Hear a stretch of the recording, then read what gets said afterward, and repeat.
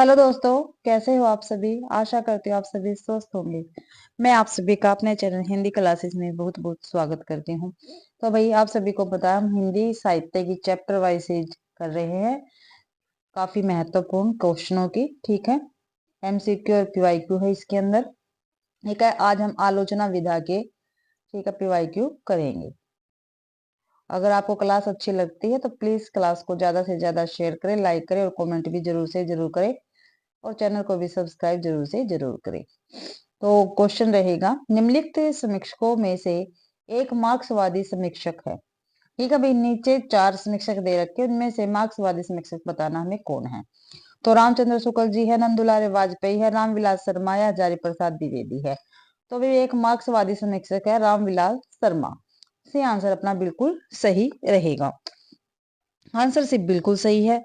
रामविलास शर्मा एक मार्क्सवादी समीक्षक है। इनकी प्रमुख आलोचनात्मक कृतियां हैं प्रेमचंद्र 1941 ईस्वी, भारतेंदु युग 1943 ईस्वी, निराला 1946 ईस्वी, प्रगति और परंपरा 1949 ईस्वी, साहित्य और संस्कृति 1949 ईस्वी, प्रेमचंद्र और उनका युग 1952 ईस्वी, आचार्य रामचंद्र शुक्ल और हिंदी आलोचना 1955 ईस्वी। इनकी काफी महत्वपूर्ण आलोचना के ग्रंथ है भाई। ठीक है, रामविलास शर्मा के। अगला क्वेश्चन है, निम्नलिखित में से नंद दुलारे वाजपेयी के संबंध में सही है। जो सही है वो हमें बताना है। नंद दुलारे वाजपेयी के संबंध में 4 दे रखे हैं, जो सही उत्तर है वो हमें बताना है। इनमें से जो जो सही है वो हमें बताने हैं कौन कौन से है। तो देखते हैं। नंद दुलारे वाजपेयी ने प्रसाद पंत और निराला को छायावाद की वृत्तरही के रूप में प्रतिष्ठित किया है। बिल्कुल सही है भाई, बिल्कुल किया है इन्होंने। आगे है, नंद दुलारे वाजपेयी ने रामचंद्र शुक्ल की लोक मंगल परक आलोचना दृष्टि का समर्थन किया है। नहीं किया है भाई। ठीक है, अगला देखते हैं। नंद दुलारे वाजपेयी छायावादी अथवा स्वच्छंदतावादी आलोचक थे। बिल्कुल थे भाई। फोर्थ देखते हैं, नंद दुलारे वाजपेयी छायावाद के रागात्मक प्रभाव से अप्रभावित थे। नहीं, प्रभावित थे भाई। तो 2 और 4 तो गलत हो गए, पहला और तीसरा अपना बिल्कुल सही है, और पहला और तीसरा अपना बी ऑप्शन में है, तो बी ऑप्शन बिल्कुल सही रहेगा। व्याख्या में देख लेते हैं, आंसर भी बिल्कुल सही है। नंद दुलारे वाजपेयी के संबंध में सही कथन है। नंद दुलारे वाजपेयी ने प्रसाद पंत और निराला को छायावाद की वृत्तरही के रूप में प्रतिष्ठित किया है। नंद दुलारे वाजपेयी छायावादी अर्थात स्वच्छंदतावादी आलोचक थे वे। अगला क्वेश्चन है, मैं साहित्य को मनुष्य की दृष्टि से देखने का पक्ष पाती हूँ। जो वाग्य जाल मनुष्य को दुर्गतिहीनता और परमाणुमुपेक्षिता से न बचा सके, जो उसकी आत्मा को तेजोदीप्त न बना सके, जो उसके हृदय को दुखाकातर और संवेदनाशील न बना सके, उसे साहित्य कहने में मुझे संकोच होता है। यह कथन किसका, और ये काफी महत्वपूर्ण कथन है भाई। ठीक है, मैं साहित्य को मनुष्य की दृष्टि से देखने का पक्ष पाती हूँ, और काफी बार पेपर में पूछा गया है। यहाँ तक की लाइन काफी बार पेपर में आई है। तो ये किसका कथन है, तो ये हजारी प्रसाद द्विवेदी जी का कथन रहेगा, और काफी महत्वपूर्ण कथन है भैया। व्याख्या में देखते हैं, बी आंसर बिल्कुल सही है। मैं साहित्य को मनुष्य की दृष्टि से देखने का पक्ष पाती हूँ। जो वाग्य जाल मनुष्य साहित्य कहने मुझे संकोच होता है, ये कथन आचार्य हजारी प्रसाद द्विवेदी का है। आचार्य रामचंद्र शुक्ल के अनुसार जबकि प्रत्येक देश का साहित्य वहां की जनता की चित्तवृत्ति का संचित प्रतिबिंब होता है, तब यह निश्चित है कि जनता की चित्तवृत्ति के परिवर्तन के साथ साथ साहित्य के स्वरूप में परिवर्तन होता चला जाता है। ये रामचंद्र शुक्ल जी का कथन और काफी महत्वपूर्ण कथन है, काफी बार पेपर में पूछा गया है। प्रत्येक देश का साहित्य वहां की जनता की चित्तवृत्ति का संचित प्रतिबिंब होता है। ये रामचंद्र शुक्ल जी का कथन है भाई। आगे डॉक्टर राम स्वरूप चतुर्वेदी के अनुसार कवि के कार्यों को विकास प्रक्रिया में न्यायोचित दिखाना ही इतिहास है। क्या भाई, कवि के कार्यों को विकास प्रक्रिया में न्यायोचित दिखाना ही इतिहास है। ये डॉक्टर राम स्वरूप चतुर्वेदी जी का महत्वपूर्ण कथन है, पेपर में काफी बार पूछा गया है। अगला क्वेश्चन है, उपनिवेश में स्त्री की लेखिका कौन है। उपनिवेश में स्त्री, ठीक है, ये एक आलोचनात्मक कृति है, और इसकी लेखिका पूछी है कौन है। तो प्रभा खेतान है, नासिरा शर्मा है, शमा शर्मा है, या ममता कालिया है। तो उपनिवेश में स्त्री प्रभा खेतान इसकी लेखिका रहेगी। ये आंसर बिल्कुल सही है। आंसर बिल्कुल सही है। उपनिवेश में स्त्री एवं अल्बेयर कामू वह पहला आदमी प्रभा खेतान की आलोचनात्मक कृतियां हैं। दो कृतियां बताइए प्रभा खेतान की, एक तो उपनिवेश में स्त्री और दूसरी है अल्बेर कामू वह पहला आदमी। ठीक है, दो काफी महत्वपूर्ण प्रभा खेतान जी की आलोचनात्मक कृतियां हैं।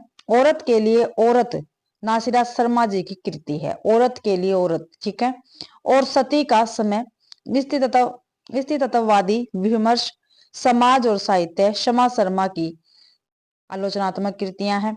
खोटी घरेलू औरत ये ममता कालिया की आलोचनात्मक कृति है भाई। ठीक है, ये ध्यान रखना है। सती का समय शमा शर्मा की है। स्थितत्ववादी विमर्श और समाज और साहित्य ये शमा शर्मा जी के आलोचनात्मक कृतियां है। और खोटी घरेलू औरत ममता कालिया जी की आलोचनात्मक कृति है।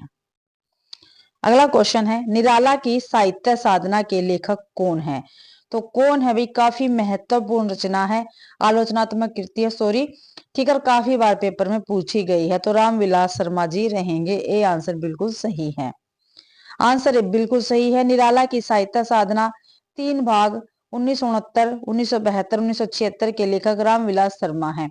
रामविलास शर्मा द्वारा रचित अन्य आलोचनात्मक कृति है महावीर प्रसाद द्विवेदी और हिंदी नवजागरण 1977 ईस्वी, नई कविता और अस्तित्ववाद 1978 ईस्वी, हिंदी जाति का साहित्य 1986 ईस्वी, भारतीय सौंदर्य बोध और तुलसीदास 2001 ईस्वी आदि भाई।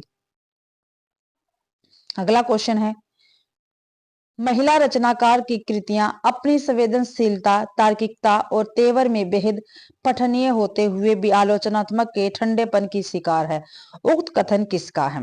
क्या भाई, जो महिला रचनाकार है उनकी कृतियां अपनी संवेदनशीलता, तार्किकता और तेवर में बेहद पठनीय होते हुए भी क्या है, आलोचना क्या है, ठंडेपन की शिकार है। यह कथन किसका है? तो यह कथन ममता कालिया का रहेगा। सी आंसर बिल्कुल सही रहेगा भाई। आंसर सी बिल्कुल सही है। महिला रचनाकार की कृतियां अपनी संवेदनशीलता, तार्किकता और तेवर में बेहद पठनीय होते हुए भी आलोचना के ठंडेपन की शिकार है। उक्त कथन ममता कालिया का है। इनके द्वारा रचित कहानी संग्रह छुटकारा, एक अदद औरत, उसका यौवन, सीट नंबर 6, जांच अभी जारी है, प्रतिदिन मुखौटा, नई सदी की पहचान, ये ममता कालिया जी की काफी महत्वपूर्ण कहानी संग्रह है। अगला क्वेश्चन है साहित्य लोचन के लेखक कौन है? जो साहित्य लोचन है इसके लेखक हमें बताना है कौन है। तो नामवर सिंह है, श्याम सुंदर दास है, महावीर प्रसाद द्विवेदी है, गुलाब राय है। तो साहित्य लोचन के लेखक है श्याम सुंदर दास। बी आंसर अपना बिल्कुल सही रहेगा। और ये एक आलोचनात्मक कृति है इनकी। व्याख्या में देख लेते हैं भाई, एक मिनट। तो ये रहा यहाँ पे, आंसर भी बिल्कुल सही है। साहित्य लोचन के लेखक श्याम सुंदर दास है। इनके द्वारा रचित अन्य आलोचनात्मक रचनाएं हैं भाषा विज्ञान 1923, हिंदी भाषा का विकास 1924, हिंदी भाषा और साहित्य 1930, रूपक रहस्य 1931 और भाषा रहस्य 1935 से। अगला क्वेश्चन है निर्मला जैन की कृति कथा समय में तीन हमसफर में तीन हमसफर है, कौन कौन है भाई? जो ये रचना है कथा समय में तीन हमसफर, इसमें तीन हमसफर कौन कौन है? और ये कथा समय में तीन हमसफर निर्मला जैन जी की रचना है। ठीक है, तो हमें तीन हमसफर बताना कौन है। कृष्णा सोबती, मन्नू भंडारी, उषा प्रियंवदा, मधु कांकरिया, अनामिका। मनु भंडारी, सूर्य बाला, नासिरा शर्मा। कृष्णा सोबती, सूर्य बाला, मेहरू निशा परवेज। तो कृष्णा सोबती, मन्नू भंडारी, उषा परवेज है भाई तीन हमसफर। तो ए आंसर बिल्कुल सही रहेगा। आंसर बिल्कुल सही है। निर्मला जैन की कृति कथा समय में तीन हमसफर कृष्णा सोबती, मन्नू भंडारी तथा उषा प्रियंवदा है। निर्मला जैन की अन्य आलोचनात्मक कृतियां हैं आधुनिक हिंदी काव्य में रूप विधायी, रस सिद्धांत और सौंदर्य शास्त्र, हिंदी आलोचना की 20वीं सदी आदि भाई ये इनकी रचनाएं हैं। अगला क्वेश्चन है मिश्र बंधु द्वारा लिखित हिंदी नवरत्न में इनमें से किस कवि को स्थान नहीं मिला है? ठीक है, हिंदी नवरत्न किसकी रचना है? मिश्र बंधु जी की है। और मिश्र बंधु में जो नीचे 4 कवि दे रखे हैं इनमें से किसको स्थान नहीं मिला ये हमें बताना है। सूरदास, तुलसीदास, मोहम्मद जायसी या केसरदास। तो मलिक मोहम्मद जायसी जी को स्थान नहीं मिला है हिंदी नवरत्न में। आंसर सिर्फ बिल्कुल सही है। मिश्र बंधु द्वारा लिखित हिंदी नवरत्न में मलिक मोहम्मद जायसी को स्थान नहीं मिला है। सन 1910 ईस्वी में मिश्र बंधुओं ने प्रसिद्ध आलोचनात्मक ग्रंथ हिंदी नवरत्न की रचना की। हिंदी नवरत्न में निम्नलिखित कवियों को स्थान दिया गया है। पहला है गोस्वामी तुलसीदास, दूसरे है सूरदास, तीसरे है महाकवि देवव्रत या देव बिहारी लाल, त्रिपाठी बंधु भूषण और मतीराम, महाकवि केशवदास, कबीरदास, महाकवि चंद्रबरदाई और भारतेंदु हरिश्चंद्र। भाई इन 9 कवियों को स्थान मिला है हिंदी नवरत्न में। हिंदी नवरत्न में मिश्र बंधुओं ने सर्वप्रथम देव बड़े की बिहारी विवाद को प्रारंभ किया। इन्होंने देव को श्रेष्ठ बताते हुए तुलसी और सूर के समकक्ष स्थान दिया है। अगला क्वेश्चन है, कमायनी एक पुनर्विचार कृति का प्रकाशन किस वर्ष हुआ? भी कमायनी एक पुनर्विचार कृति का प्रकाशन किस वर्ष हुआ है, ये हमें बताना है। तो 1959, 1960, 1961 या 1962। तो 1961 में कमायनी एक पुनर्विचार कृति का प्रकाशन हुआ है। आंसर सी बिल्कुल सही है। कमायनी एक पूर्ण विचार कृति का प्रकाशन वर्ष 1961 ईस्वी में हुआ है। कमायनी एक पूर्ण विचार आलोचनात्मक कृति के रचनाकार गजानन माधव मुक्तिबोध जी है। भाई मुक्तिबोध की प्रमुख आलोचनात्मक कृतियां निम्न है। नई कविता का आत्म संघर्ष तथा अन्य निबंध 1964 ईस्वी तथा नए साहित्य का सौंदर्य शास्त्र 1971 ईस्वी। समीक्षा की समस्या, एक साहित्य की डायरी, कला का तीसरा चरण तथा कलाकार की व्यक्तिगत ईमानदारी मुक्तिबोध की प्रमुख रचनाएं हैं। अगला क्वेश्चन देखते हैं, मुक्तिबोध रचनावली का संपादन किया है। जो मुक्तिबोध रचनावली है इसका संपादन किसने किया है? तो भारत भूषण अग्रवाल ने, रामचंद्र शुक्ल जी ने, विजय बहादुर सिंह ने या नेमी चंद्र जैन ने? तो मुक्तिबोध रचनावली का संपादन नेमी चंद्र जैन ने किया है। डी आंसर बिल्कुल सही है अपना। मुक्तिबोध रचनावली का संपादन नेमी चंद्र जैन ने किया है। ठीक है, जो मुक्तिबोध रचनावली है भाई इसका संपादन नेमी चंद्र जैन ने किया है। नेमी चंद्र जैन प्रमुख प्रगतिवादी तथा मार्क्सवादी आलोचक है। इनकी प्रमुख आलोचनात्मक कृतियां निम्नलिखित है। अधूरे साक्षात्कार, रंग दर्शन, बदलते परिप्रेक्ष्य, जनांतिक, भारतीय नाट्य परंपरा, रंग कर्म की भाषा, तीसरा पाठ तथा दृश्य अदृश्य आदि। भाई अगला क्वेश्चन है, मुक्तिबोध को गहन अनुभूति और तीव्र इंद्रिय बोध का कवि कहा जाता है। ये आपको ध्यान रखना है। ठीक है, कौन सा ऐसा कवि जिसको गहन अनुभूति और तीव्र इंद्रिय बोध का कवि कहा जाता है? तो मुक्तिबोध। कैसे भी घुमा फिरा के क्वेश्चन पूछा जा सकता है। आगे है, मुक्तिबोध ने अपनी कविताओं में फैंटेसी का सृजनात्मक प्रयोग किया। ये आपको ध्यान रखना है। मुक्तिबोध की चर्चित कविता है अंधेरे में और ये एक लंबी कविता है। अगला क्वेश्चन है भाई, निम्नलिखित में से सौष्ठववादी आलोचक किसको कहा जाता है? सौष्ठववादी आलोचक कौन है भाई इन चारों लेखकों में? श्याम सुंदर दास, महावीर प्रसाद द्विवेदी, नंद दुलारे वाजपेयी, बाबू गुलाब राय। तो सौष्ठववादी आलोचक है नंद दुलारे वाजपेयी। भी सी आंसर बिल्कुल सही रहेगा। व्याख्या में देख लेते हैं, आचार्य नंद दुलारे वाजपेयी को सौष्ठववादी, सर्वक्षमतावादी एवं समन्वयशील आलोचक कहा जाता है। नंद दुलारे वाजपेयी ने सर्वप्रथम छायावाद को मानवीय और सांस्कृतिक प्रेरणा के रूप में व्याख्यायित किया है। किस रूप में भाई? मानवीय और सांस्कृतिक रूप में। नंद दुलारे वाजपेयी की प्रमुख आलोचनात्मक कृतियां है भाई, देख लेते हैं कौन कौन है।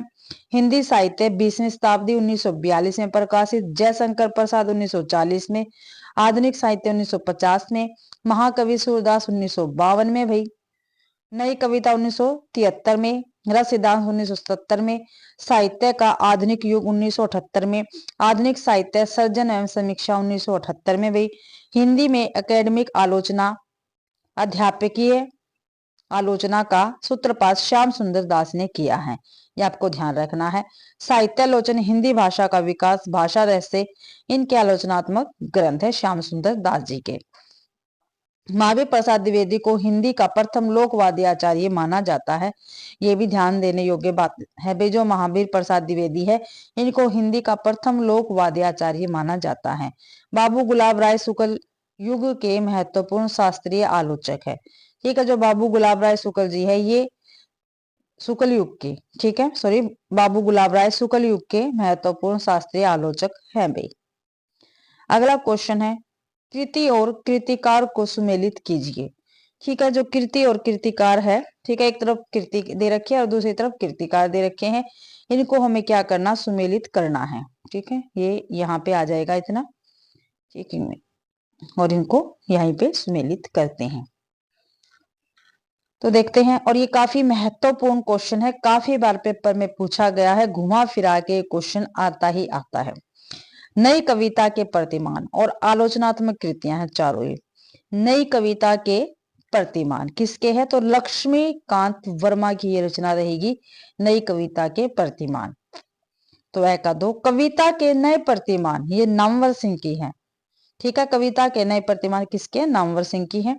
नया साहित्य नए पर्सन, जो नया साहित्य नए पर्सन है, ये नंद दुलारे वाजपेयी की रचना रहेगी।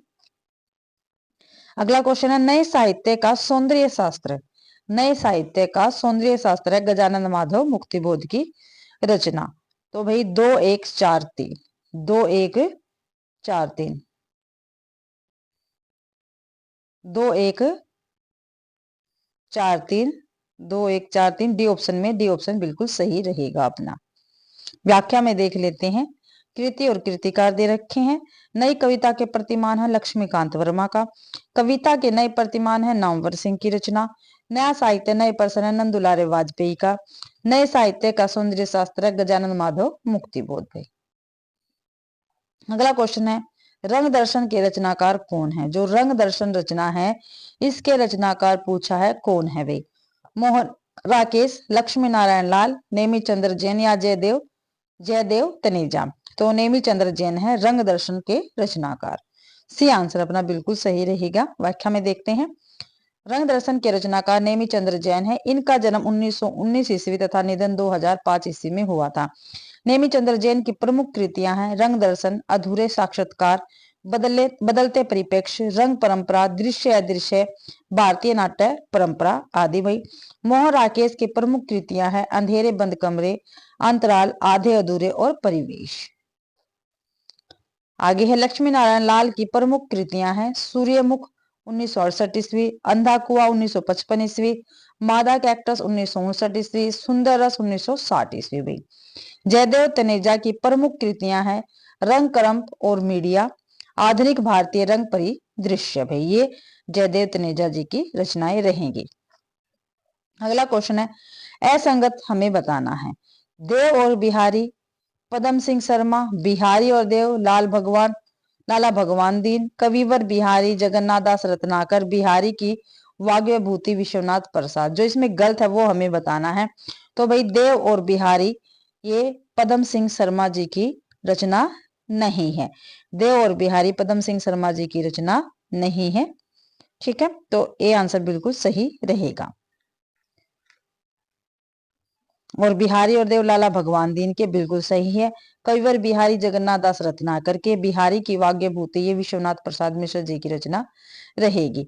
ये आंसर अपना बिल्कुल सही है। देव और बिहारी पदम सिंह शर्मा रचनाकार और रचना का असंगत विकल्प है। पदम सिंह शर्मा ने बिहारी सतसई तुलनात्मक अध्ययन नामक एक ग्रंथ लिखा है। यह आपको ध्यान रखना, बिहारी सतसई तुलनात्मक अध्ययन, ये पदम सिंह शर्मा जी का एक महत्वपूर्ण ग्रंथ है आलोचनात्मक।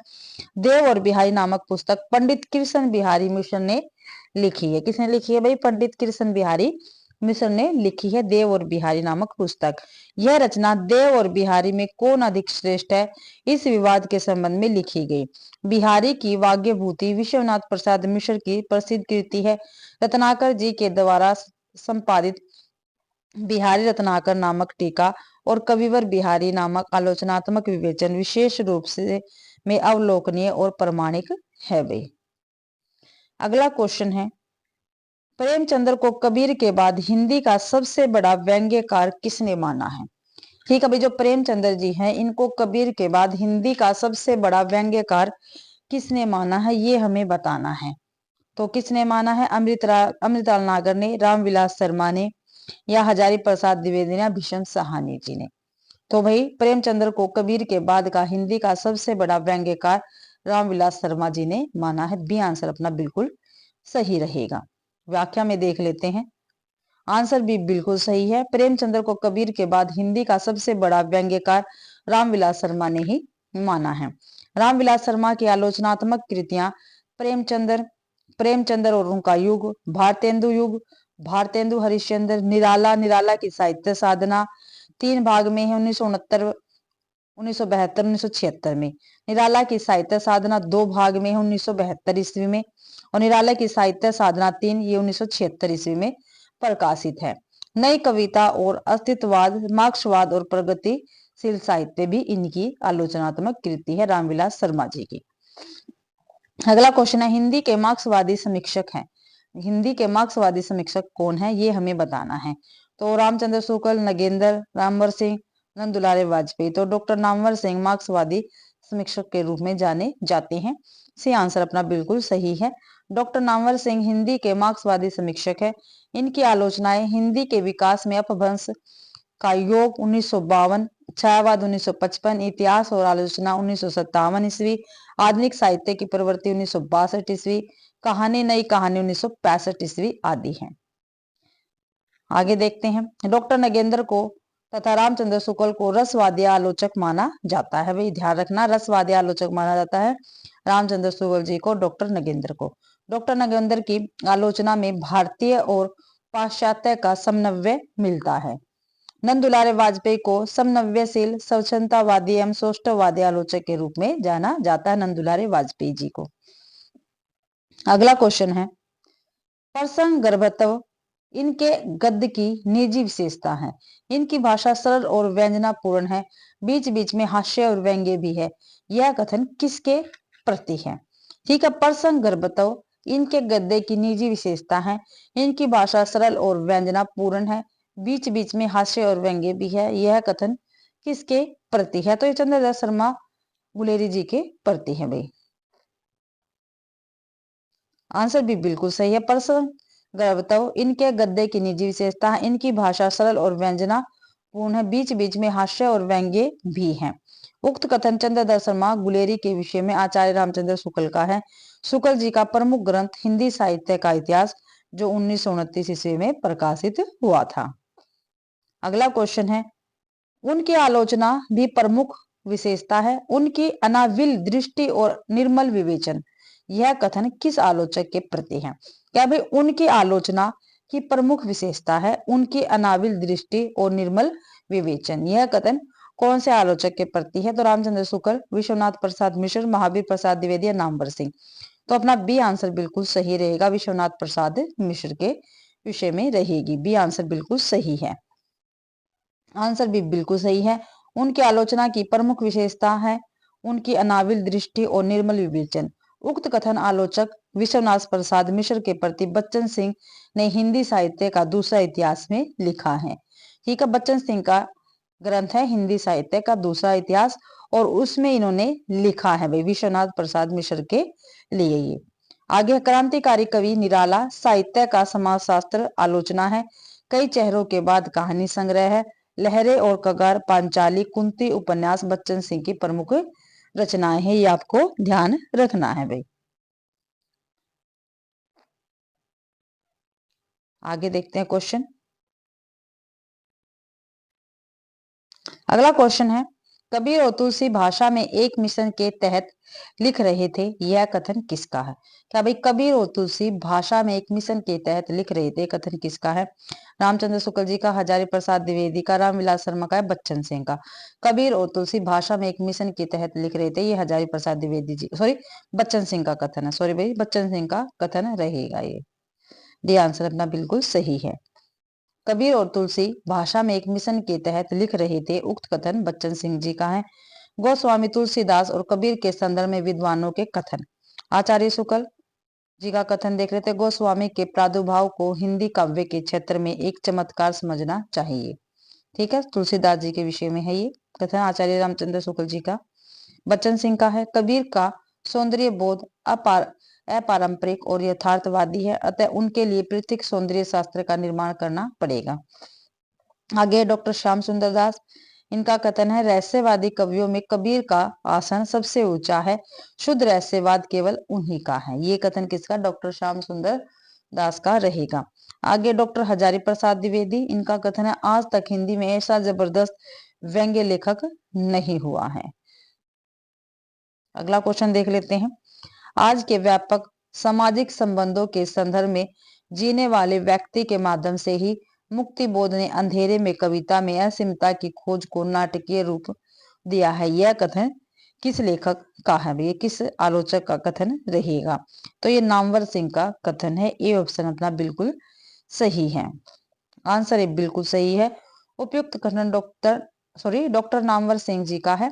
अंधेरे में एक लंबी कविता विभिन्न आलोचकों ने इसे विभिन्न दृष्टिकोण से देखा है, जो इस प्रकार है।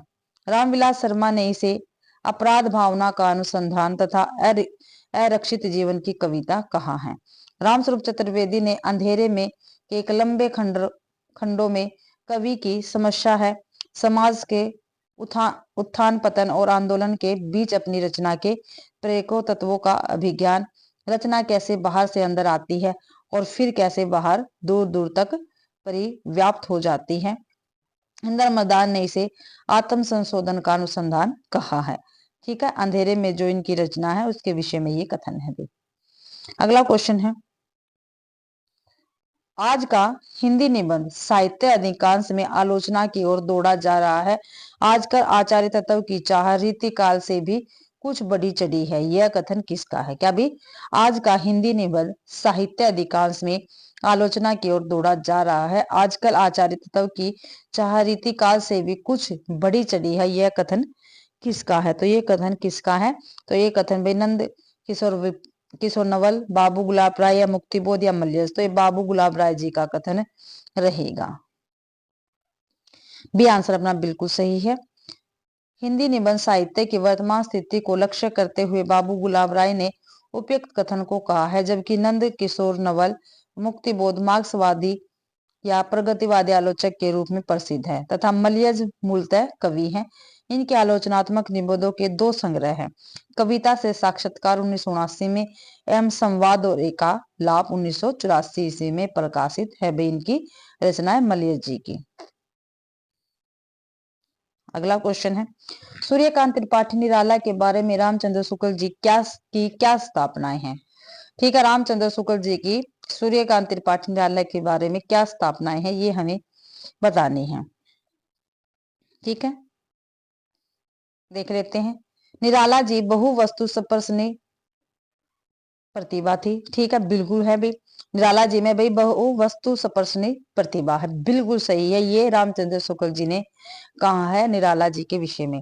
प्रसाद और पंत की तरह निराला में लाक्षणिक विलक्षण की प्रवृत्ति नहीं है भाई। ठीक है, ये बिल्कुल नहीं कहा है इन्होंने। आगे है, निराला जी को सामाजिक बंधन पसंद थे, बिल्कुल नहीं थे भाई। आगे, निराला जी पर बंग भाषा की काव्य शैली का प्रभाव था, बिल्कुल था भाई। तो 1 और 4 बिल्कुल ठीक है, जो रामचंद्र शुक्ल जी ने स्थापनाएं की है निराला जी के संबंध में। तो 1 और 4 सी ऑप्शन में, तो सी ऑप्शन अपना बिल्कुल सही रहेगा। आंसर सी बिल्कुल सही है। सूर्यकांत त्रिपाठी निराला के बारे में रामचंद्र शुक्ल की निम्नलिखित स्थापनाएं हैं। निराला में बहु वस्तु स्पर्शनी प्रतिभा है। निराला पर बंग भाषा की काव्य शैली का प्रभाव है। रामचंद्र शुक्ल के अनुसार निराला में लाक्षणिक विलक्षण लाने की प्रवृत्ति उतनी नहीं पाई जाती जितनी प्रसाद और पंत में। साथ ही उनका कहना है कि जिस प्रकार निराला को छंद के बंधन अरुचिकर है, उसी प्रकार सामाजिक बंधन भी है भाई। अगला क्वेश्चन है, प्रकाशन वर्ष के अनुसार निम्नलिखित रचनाओं का सही अनुक्रम हमें बताना है। अनुक्रम बताना है हमें भाई, जो सही अनुक्रम है वो बताना है। तो देखते हैं, भारत की भाषा समस्या, जो भारत की भाषा समस्या है, इसका प्रकाशन हुआ था 1978 में। कब हुआ था? 1978 में हुआ था। मार्क्स और पिछड़े हुए समाज, क्या भी मार्क्स और पिछड़े हुए समाज, इसका हुआ था 1986 में प्रकाशन। ठीक है, प्रेमचंद्र और उनका युग, इसका हुआ था 1952 में। भारतेंदु युग और हिंदी भाषा की विकास परंपरा, इसका हुआ था 1985 में। तो भाई पहले तीन आएगा, फिर आएगा 2, फिर 4, फिर 1। 3 2 4 1, 3 1 सॉरी 3 1 4 2, 3 1 4 2। तो 3 1 4 2 सी ऑप्शन में है। सी ऑप्शन अपना बिल्कुल सही रहेगा। देख लेते हैं व्याख्या में। प्रेमचंद्र और उनका युग 1952 में, भारत की भाषा समस्या 1978 में, भारतेंदु योग और हिंदी भाषा की विकास परंपरा 1985 में, मार्क्स और पिछड़े हुए समाज 1986 में, और इन सभी रचनाओं के लेखक कौन है? डॉक्टर रामविलास शर्मा जी रहेंगे। अगला क्वेश्चन है, किसी वस्तु के प्रत्यक्ष ज्ञान या भावना से हमारी अपनी सत्ता के क्रोध का जितना ही अधिक तिरोभाव और हमारे मन की उस वस्तु के रूप में जितनी ही पूर्ण परिणति होगी, उतनी ही बढ़ी हुई हमारी सौंदर्य की अनुभूति कही जाएगी। यह कथन किसका है? तो ये रामचंद्र शुक्ल जी का कथन है। इससे आंसर अपना बिल्कुल सही रहेगा। वाक्य में देख लेते हैं। आंसर से बिल्कुल सही है।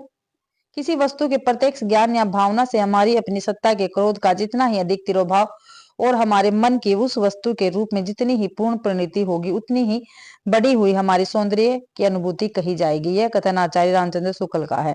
शुक्ल जी प्रसिद्ध साहित्यकार है और उनकी प्रसिद्ध रचना हिंदी साहित्य का इतिहास 1929 ईस्वी में प्रकाशित है। भाई अगला क्वेश्चन है, प्रकाशन वर्ष के अनुसार निम्नलिखित रचनाओं का सही अनुक्रम हमें बताना है। 4 रचनाएं दे रखी है और इनका सही अनुक्रम हमें बताना है। तो देखते हैं। मध्यकालीन बौद्ध का स्वरूप, जो मध्यकालीन बौद्ध का स्वरूप है, ये 1970 ईस्वी में प्रकाशित रचना है। हिंदी साहित्य का आदिकाल 1952 में, ठीक है। और जो कबीर है ये 1941 में, और हिंदी साहित्य की भूमिका ये 1940 ईस्वी में प्रकाशित है। ठीक है, तो भाई 4, पहले 4 आएगा, ठीक है, फिर 3, फिर 2, फिर 1, 4 3 2 1, 4 3 2 1। डी आंसर में डी आंसर अपना बिल्कुल सही है। ठीक है, हिंदी साहित्य की भूमिका 1940 में, और हजारी प्रसाद द्विवेदी जी के ग्रंथ है ये। कबीर 1941 में, हिंदी साहित्य का आदिकाल 1952 में, मध्यकालीन बौद्ध का 1970 ईस्वी में। भाई अगला क्वेश्चन है, प्रभाववादी आलोचना के संबंध में सही तथ्य कौन से है? ठीक है, प्रभाववादी आलोचना पूछी है, इसके संबंध में जो सही कथन है वो हमें बताने हैं। तो देखते हैं प्रभाववादी आलोचना के विषय में सही कथन। प्रभाववादी आलोचना में अवचेतन मन का महत्व होता नहीं होता। वे पदम सिंह शर्मा की आलोचना पद्धति प्रभाववादी आलोचना बिल्कुल सही है। ठीक है, उसके बाद आलोचक स्वयं एक प्रकार की रचना करने लगता है नहीं। सहृदय आलोचक काव्य कृति को पढ़कर प्रभाव ग्रहण करता है, बिल्कुल ठीक है। 2 और 4 हमारे बिल्कुल ठीक है प्रभाववादी आलोचना के विषय में। 2 और 4 डी ऑप्शन में है, डी ऑप्शन अपना बिल्कुल सही रहेगा। भाई आंसर डी बिल्कुल सही है। पदम सिंह शर्मा की आलोचना पद्धति प्रभाववादी आलोचना है तथा सहृदय आलोचक काव्य कृति को पढ़कर प्रभाव ग्रहण करता है। यह तथ्य प्रभाववादी आलोचना के संबंध में सही है। प्रभाववादी या आत्म प्रधान आलोचना के प्रमुख तथ्य निम्नलिखित है। देखते हैं। भावुकता का महत्व, विषय वस्तु की अपेक्षा भाव की प्रधानता। प्रभाववादी समीक्षक एक प्रकार की साहित्यिक सत्य असत्य विवेक बुद्धि में विश्वास रख अपनी रुचि को अंतिम प्रमाण मानते हैं। पदम सिंह शर्मा और शांति प्रिय द्विवेदी हिंदी के प्रमुख प्रभाववादी समीक्षक है। वे अगला क्वेश्चन है, निम्नलिखित में से किसे भारतेंदु कालीन आलोचक नहीं कहा जा सकता? भारतेंदु कालीन भी, जो भारतेंदु युग के आलोचक नहीं है वो हमें बताना है। तो अंबिकादत्त व्यास तो है, बालकृष्ण भट्ट भी है, श्रीनिवास दास भी है, लेकिन श्याम सुंदर दास जी भारतेंदु कालिक आलोचक नहीं है। व्याख्या में देख लेते हैं। आंसर से बिल्कुल सही है। श्याम सुंदर दास का संबंध द्विवेदी युग से है, अतः इन्हें भारतेंदु कालीन आलोचक नहीं कहा जा सकता। हिंदी में आलोचना का सूत्रपात बाबू श्याम सुंदर दास ने किया था। साहित्यालोचना 1922, भाषा विज्ञान 1923, हिंदी भाषा का विकास 1924 इनकी महत्वपूर्ण आलोचनात्मक कृति है श्याम सुंदर दास जी की, और ये द्विवेदी युग के लेखक है, ध्यान रखना है, आलोचक है। अगला क्वेश्चन है, किस रचनाकार की भाषा परिमार्जित खड़ी बोली है जिसमें भाषा के 2 रूप प्रांजल व्यवहारिक भाषा तथा संस्कृत निष्ठ शास्त्रीय का प्रयोग दिखाई देता है? श्याम सुंदर दास, श्रीधर पाठक, माखनलाल चतुर्वेदी या हजारी प्रसाद द्विवेदी? तो हजारी प्रसाद द्विवेदी। भाई डी आंसर बिल्कुल सही है अपना। हजारी प्रसाद द्विवेदी की भाषा परिमार्जित परिमार्जित खड़ी बोली है जिसमें भाषा के दो रूप प्रांजल व्यवहारिक भाषा तथा संस्कृत शास्त्रीय भाषा का प्रयोग दिखाई देता है। अगला क्वेश्चन है, मुक्ति बोध की प्रतिबंधित पुस्तक का क्या नाम है? जो मुक्ति बोध जी है इनकी जो प्रतिबंधित पुस्तक होगी, जो प्रतिबंध हो गई थी पुस्तक, उसका क्या नाम है ये हमें बताना है। तो नई कविता का आत्म संघर्ष तथा अन्य निबंध, नए साहित्य का सौंदर्य शास्त्र, सतह से उठता आदमी या भारत इतिहास और संस्कृति। तो भारत इतिहास और संस्कृति प्रतिबंधित इनकी पुस्तक है भाई। डी आंसर बिल्कुल सही है। मुक्ति बोध की प्रतिबंधित पुस्तक भारत इतिहास और संस्कृत है। प्रमुख कृतियां हैं नई साहित्य का सौंदर्य शास्त्र, कमायने एक पूर्ण विचार, नई कविता का आत्म संघर्ष, एक साहित्य की डायरी, ये आलोचनात्मक कृति है भाई। ठीक है। अगला क्वेश्चन है, आलोचक रामचंद्र शुक्ल और हिंदी आलोचना किसने लिखा है? ठीक है, आचार्य रामचंद्र शुक्ल और हिंदी आलोचना किसने लिखा? तो राम विलास शर्मा जी की रचना है। ये आंसर बिल्कुल सही है। आचार्य रामचंद्र शुक्ल और हिंदी आलोचना रामविलास शर्मा की आलोचनात्मक कृति है। इनके कुछ अन्य आलोचनात्मक ग्रंथ भी हैं। कौन कौन से देख लेते हैं। प्रेमचंद्र 1941 में, प्रगतिशील साहित्य की समस्या 1954 में, निराला की साहित्य साधना एक जीवनी है ये 1969 में, निराला की साहित्य साधना 2 आलोचना 1972 में, निराला की साहित्य साधना 3 पत्राचार संग्रह एवं वृद्ध भूमिका है 1976 में, महावीर प्रसाद द्विवेदी और हिंदी नवजागरण इनकी रचना 1977 ईस्वी में भी। आगे देखते हैं। अगला क्वेश्चन है भाई,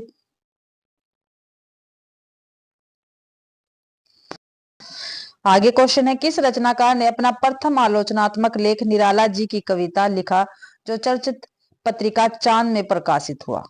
ठीक है भाई, ऐसे कौन से लेखक है जिन्होंने अपना प्रथम आलोचनात्मक लेख निराला जी की कविता लिखा जो चर्चित पत्रिका चांद में प्रकाशित हुआ? तो डॉक्टर रामविलास शर्मा। ये आंसर बिल्कुल सही है। आंसर बिल्कुल सही है। डॉक्टर रामविलास शर्मा ने अपना प्रथम आलोचनात्मक लेख निराला जी की कविता लिखा जो चर्चित पत्रिका चांद में प्रकाशित हुआ भाई।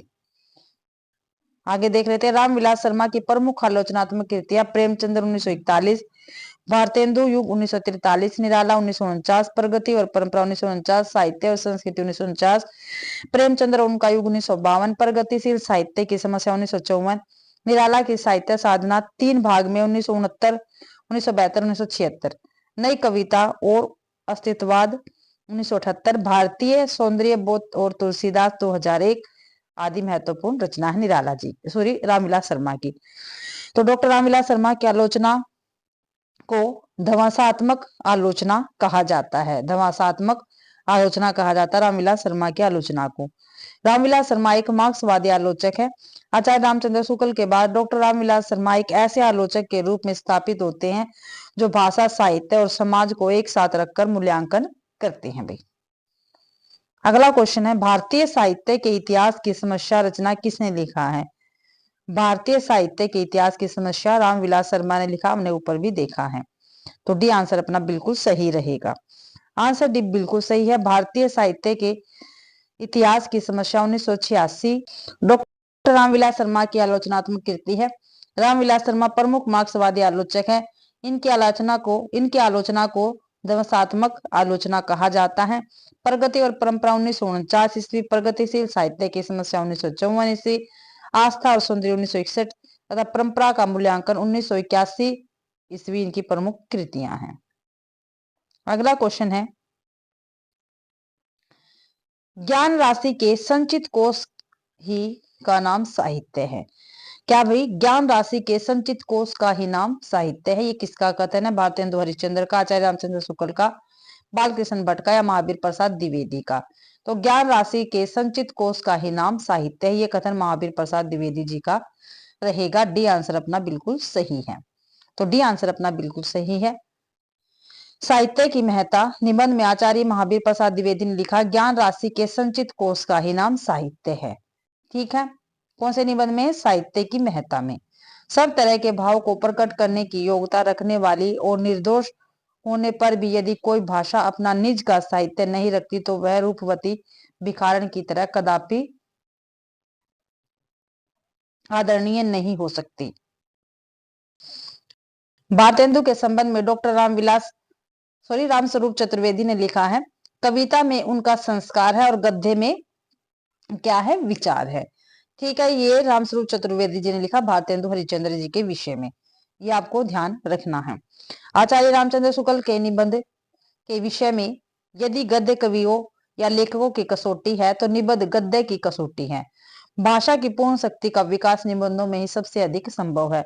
ये रामचंद्र शुक्ल जी का निबंध है, सॉरी कथन है। अगला क्वेश्चन है, देव और बिहारी किसकी पुस्तक है? तो देव और बिहारी कृष्ण बिहारी की पुस्तक रहेगी। कृष्ण बिहारी मिश्र जी की पुस्तक है ये। आंसर डी बिल्कुल सही है। देव और बिहारी पुस्तक कृष्ण बिहारी मिश्र की है। इस पुस्तक में देव को बिहारी से बड़ा कवि सिद्ध किया गया है।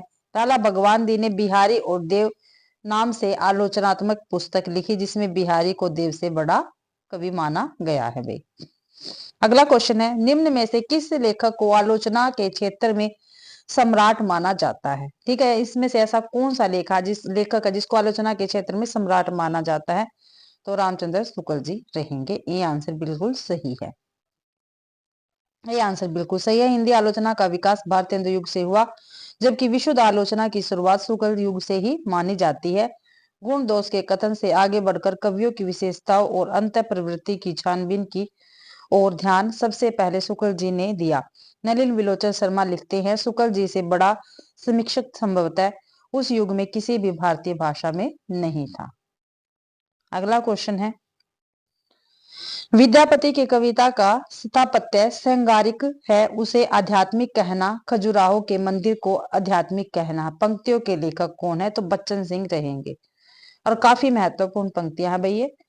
विद्यापति की कविता का स्थापत्य श्रृंगारिक है, उसे आध्यात्मिक कहना, खजुराहो के मंदिर की आध्यात्मिक कहना है। पंक्तियों के लेखक कौन है? तो डॉक्टर बच्चन सिंह रहेंगे।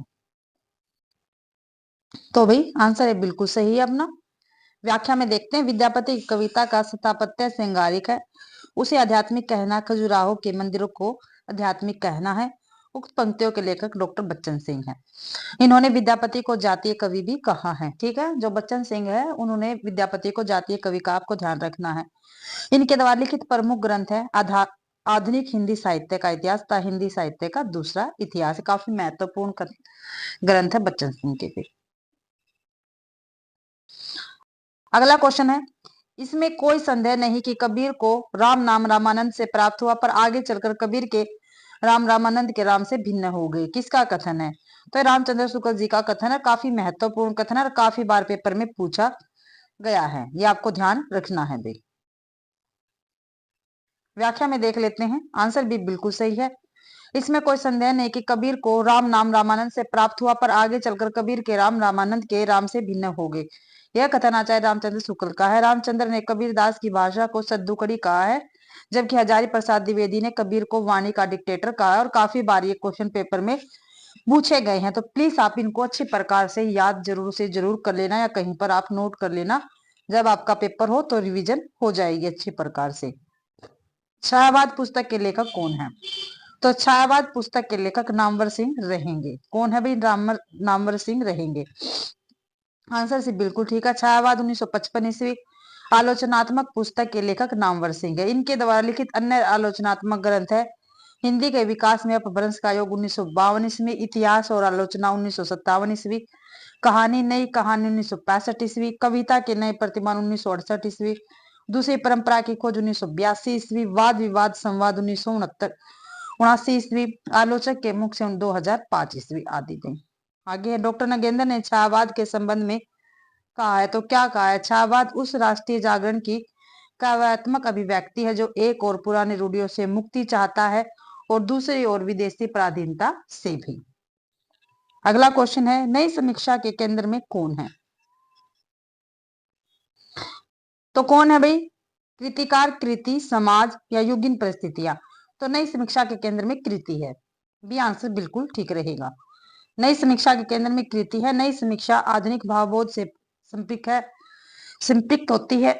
नई समीक्षा आज के परिवेश में व्याप्त विसंगति, तनाव, असहायता, निरुद्देश्यता, एकाकीपन, अजनबीपन, ऊब आदि का साक्षात्कार करते हुए असमिता के संकर को झेलते हुए एक सीमा तक अनुभूति की प्रामाणिकता और व्यक्ति की अद्वितीयता को स्वीकार कर मानव मुक्ति का मार्ग खोजती है तथा रचना को भाषिक सर्जना मानकर काव्य भाषा के विश्लेषण पर विशेष बल देती है। भाई अगला क्वेश्चन है, मनुष्य ही साहित्य का लक्ष्य है। जो मनुष्य है वही साहित्य का लक्ष्य है। यह कथन किसका? तो यह हजारी प्रसाद द्विवेदी जी का कथन रहेगा, मनुष्य ही साहित्य का लक्ष्य है।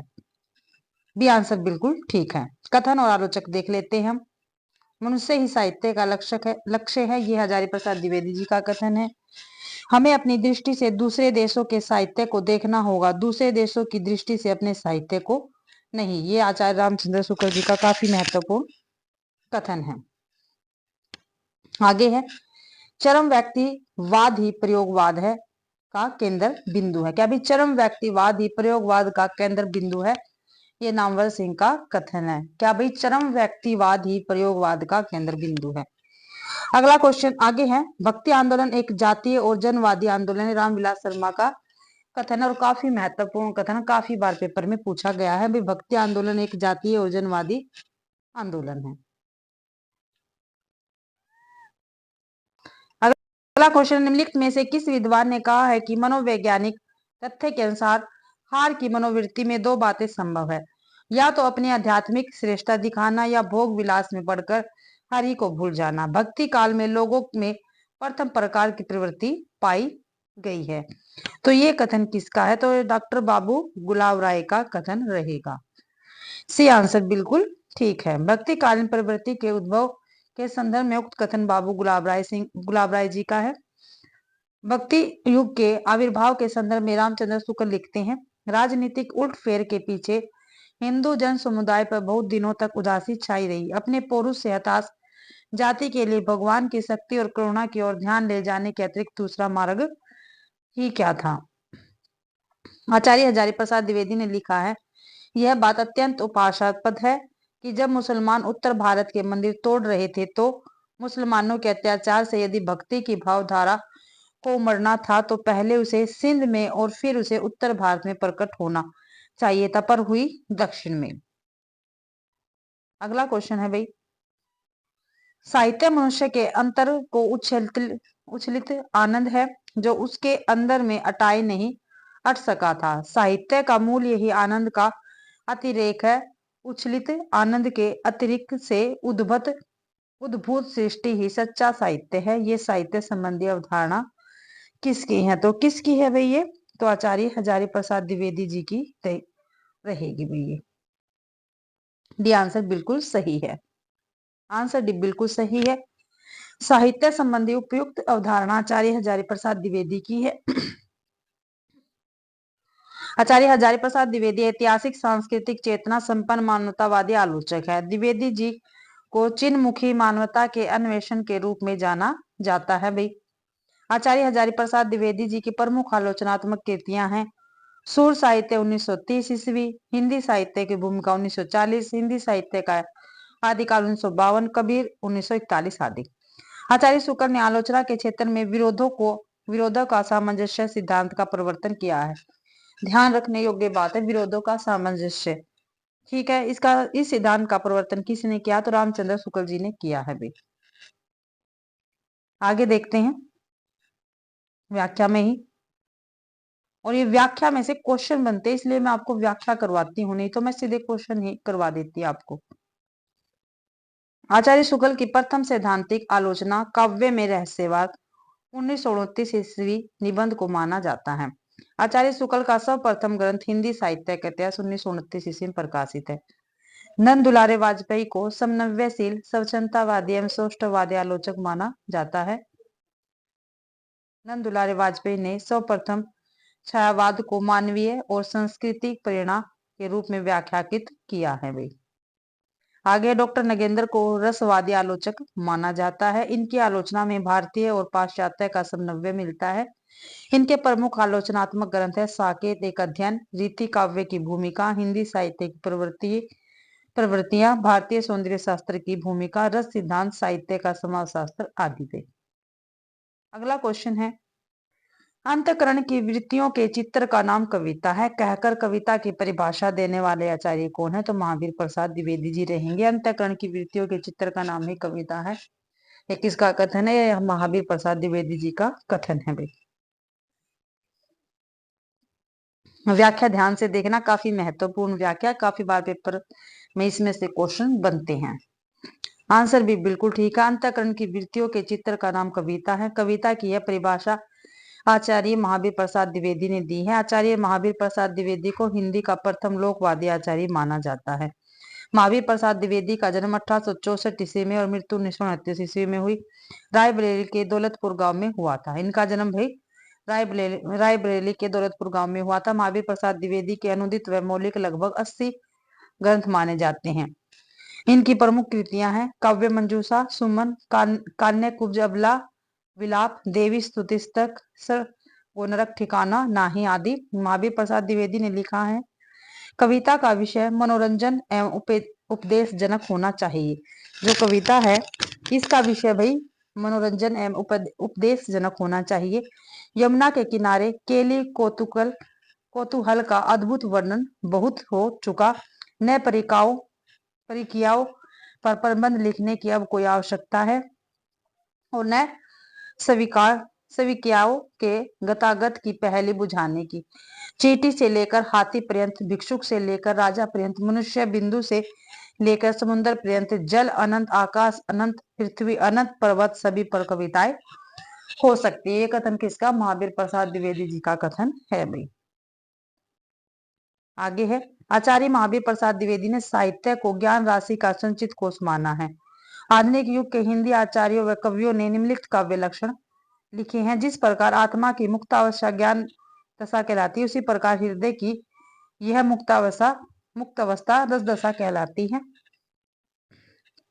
हृदय की मुक्ति की साधना के लिए मनुष्य की वाणी को जो शब्द विधान करती आई उसे कविता कहते हैं। तो रामचंद्र शुक्ल जी का काफी महत्वपूर्ण कथन है भैया। अगला आगे है, कविता हमारे परिपूर्ण क्षणों की वाणी है। सुमित्रानंद पंत जी का कथन है, काव्य संसार के प्रति कविता की भाव प्रधान किंतु व्यक्तिक संबंधों से मुक्त मानसिक प्रतिक्रियाओं कल्पना के साँचे में ढली हुई श्रेय की प्रेम रूपा भावोत्पादक अभिव्यक्ति है। ये बाबू गुलाब राय जी का कथन है। ठीक है भाई, तो इसी के साथ आज की अपनी क्लास समाप्त होती है। आशा करती हूँ भाई आप सभी को क्लास पसंद आई होगी। अगर आप सभी को क्लास पसंद आती है तो प्लीज वीडियो को ज्यादा से ज्यादा शेयर करें, लाइक करें और कमेंट भी जरूर से जरूर करें भाई। और चैनल को भी सब्सक्राइब जरूर से जरूर करें। और आप सभी को इस क्लास का पीडीएफ मेरे टेलीग्राम चैनल पर मिल जाएगा, तो उसको भी ज्वाइन जरूर से जरूर करें। आप सभी का क्लास देखने के लिए बहुत बहुत धन्यवाद।